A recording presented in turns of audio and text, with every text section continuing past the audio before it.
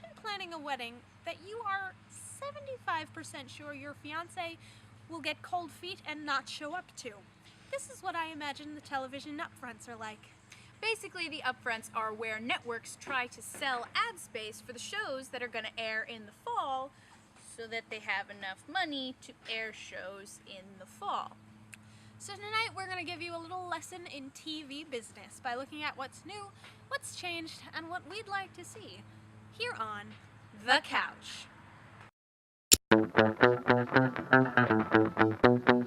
As much as we like to think television is an art, it is first and foremost a business. And a business that makes its money by selling airtime for commercials at that.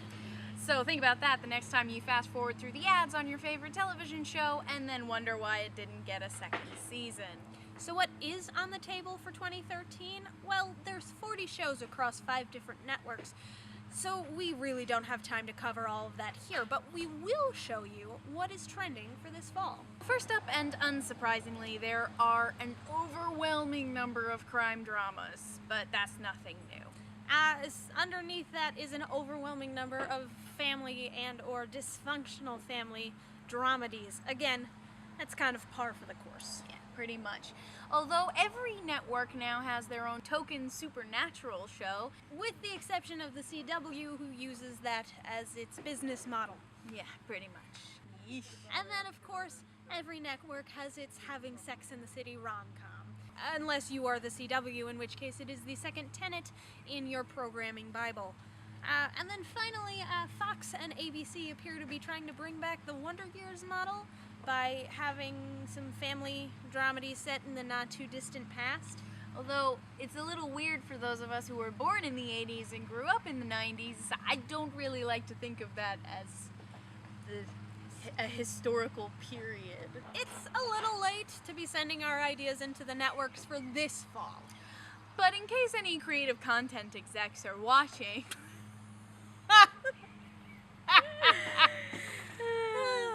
That's good. Here's what we would like to see in 2014. First up on our list is a kind of magical sci-fi, maybe steampunk even, action. A little bit of that. You know, that's just a personal preference. That's what we like. It's true.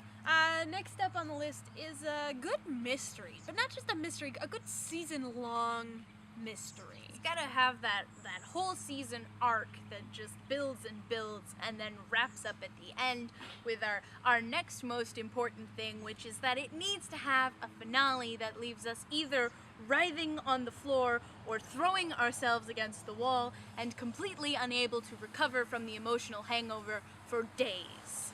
It will at least get us to watch season 2. And then finally, and I think personally most importantly for any show, really, a good quirky cast of characters with some great chemistry. Because you want to see different characters, you know, things that are familiar but are also new. So something you can connect with but also brings in something interesting to the show. So that's where we're getting the quirkiness element. I think is really important. Yeah, and I just love a good balance between characters, a nice harmony between, you know, different personalities. Yeah. You gotta have chemistry. That's really, really important. So basically what we're saying is we want more episodes of Doctor Who. Yeah. So get on that, BBC. Yeah, let's get on that. So looking at the lineup for this fall, we do have a couple specific shows that we're excited to see. First up is The Crazy Ones on CBS with Robin Williams, because I'm just really excited to see Robin Williams. And we're both really excited to see Michael J. Fox coming back to television, his show, which is about him having Parkinson's. It looks like it's going to be really good and really, really funny.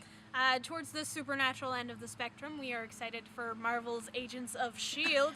Obviously. We're particularly excited to see certain specific Agents of S.H.I.E.L.D. coming back, which is awesome. And then also on ABC, the Once Upon a Time spinoff looks really good. Once Upon a Time in Wonderland, which is a bit of a mouthful.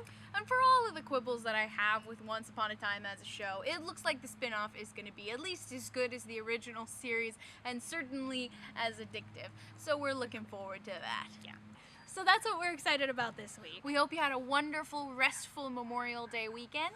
Tune in next time. And until then, keep watching.